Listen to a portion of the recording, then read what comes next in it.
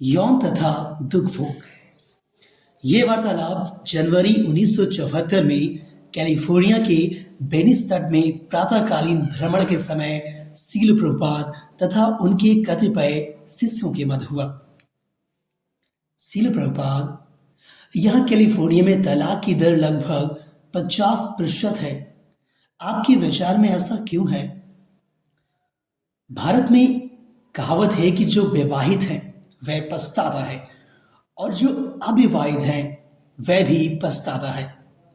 विवाहित व्यक्ति पछताता है कि मैंने क्यों विवाह किया, मैं स्वतंत्र रह सकता था। और जो विवाहित नहीं है वह पछताता है, ओह मैंने पत्नी क्यों नहीं स्वीकार की, मैं सुखी रहा होता।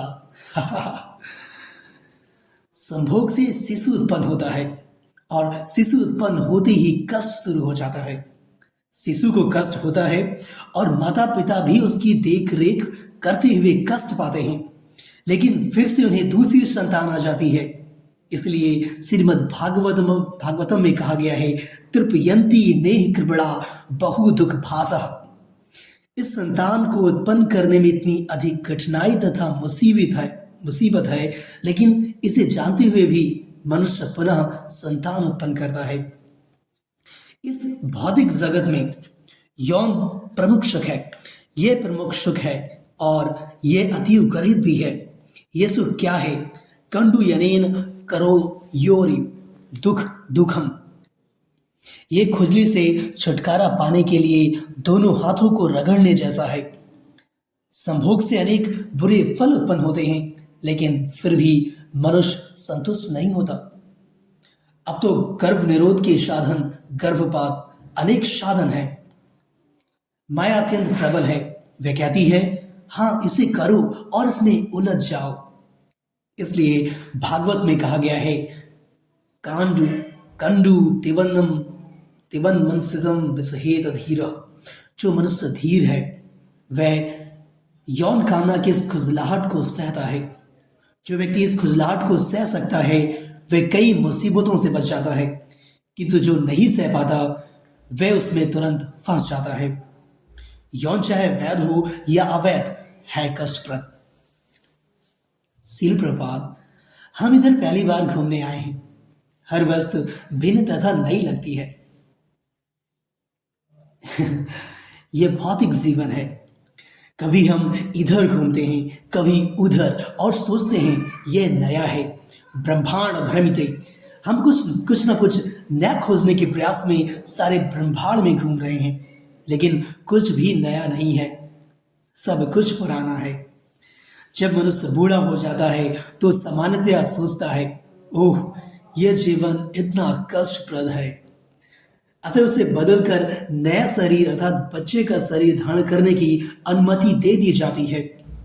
बच्चे की देख रेख की जाती है और वे सोचता है, अब मुझे इतना आरामदेह जीवन मिल गया है। किंतु पुनः वह बूढ़ा होता है और खीज उठता है। अतः कृष्ण इतने दयालु हैं कि वे कहते हैं, ठीक, तुम अपना शरीर बदलो। यह है पुनः पुनश्चर्वित चरवड़ा नाम, चबाए हुए को चबाना। कृष्ण जीव को अनेक सुविधाएं देते हैं।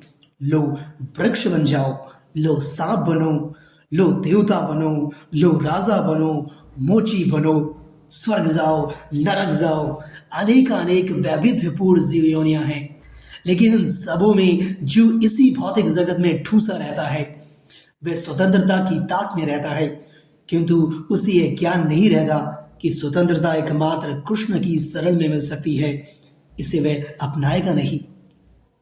इस भौतिक जगत के कष्ट को देखते हुए मायावादी जीवन को विविधता विहीन निर्विशेष बनाना चाहते हैं और बौद्ध जन इसे शून्य बनाना चाहते हैं, किंतु इनमें से कोई भी प्रस्ताव संभव नहीं।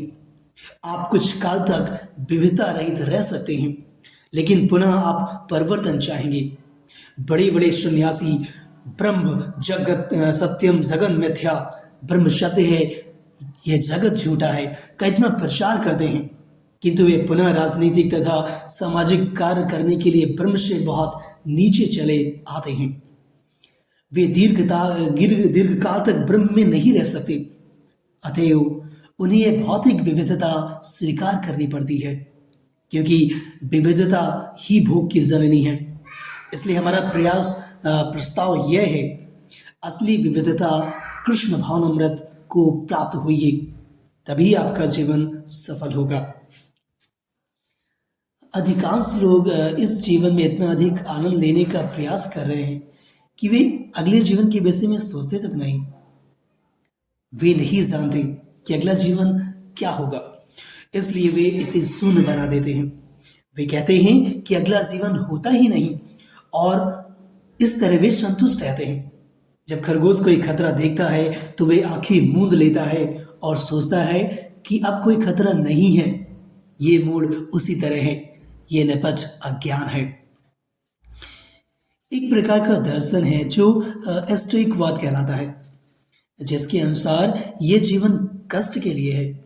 अतः मनुष्य को अत्यंत बलिष्ठ बनना चाहिए और बहुत अधिक कष्ट भोगने चाहिए।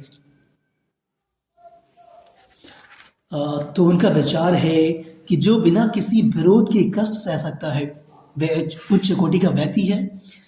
ऐसे दर्शन में विश्वास करने का अर्थ यह होता है कि मनुष्य यह नहीं जानता कि कष्ट को कैसे रोका जा सकता है। दार्शनिकों का एक वर्ग कहता है कि चूंकि कष्टों को नकारा नहीं जा सकता, इसलिए हमें उन्हें सहने के लिए प्रबल होना चाहिए।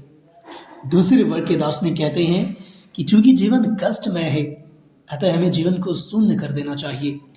किंतु इनमें से किसी भी वर्ग को यह जानकारी नहीं है कि ऐसा असली जीवन भी होता है जिसमें कष्ट नहीं होता। यही कृष्ण भावनामृत है। यहाँ जीवन तो है किंतु कष्ट नहीं होता। आनंदमयो अभ्यासाद केवल आनंद, नाचना, खाना तथा कीर्तन करना, लेकिन कोई कष्ट नहीं। क्या कोई इससे इनकार करेगा? क्या कोई है ऐसा मूर्ख? लोग इनकार करते हैं कि ऐसा जीवन भी होता है, किंतु कल्पना कीजिए कि ऐसा जीवन है जहां आप केवल नाच गा तथा अनंत काल तक सुखपूर्वक रह सकते हैं। क्या आप इसे स्वीकार करना नहीं चाहेंगे? इसे कोई भी स्वीकार करना चाहेगा, लेकिन लोग सोचते हैं कि इसका अस्तित्व नहीं है। इसलिए हमारा पहला सुझाव यह होना चाहिए, किस तरह का जीवन है जिसमें केवल सुख है, कष्ट तनिक भी नहीं है। हर व्यक्ति कहेगा हाँ मैं इसे चाहूंगा, वे इसे स्वीकार करेंगे। दुर्भाग्यवश लोग बारंबार ठगे जाते रहे हैं, इसलिए वे सोचते हैं कि ये एक और ठगी है। इसलिए कृष्ण भावनामृत के प्रचार का अर्थ लोगों को यह आश्वस्त करना है कि सुख से भरा पूरा जीवन भी है जिसमें कष्ट नहीं है। वे किस तरह आश्वस्त होंगे कि उन्हें हमारे द्वारा ठगा नहीं जा रहा। उन्हें हमारे मंदिर में आने तथा हमारे भक्तों को देखने के लिए आमंत्रित करें। हम सुंदर ढंग से कीर्तन करते हैं, नाचते हैं और खाते हैं, यही व्यवहारिक प्रमाण है। किंतु क्या मनुष्य को इन वस्तुओं की अनुभूति होने के पूर्व शुद्ध नहीं होना होगा? नहीं, हम कहते हैं आओ और हमारे साथ हरे कृष्ण का कीर्तन करो, आप शुद्ध हो जाओगे। हम आपसे कुछ नहीं चाहते, हम आपको भोजन देंगे, हम आपको हर वस्तु देंगे, केवल आओ और हमारे साथ कीर्तन करो, बस ये हमारा संदेश है। हरे कृष्णा।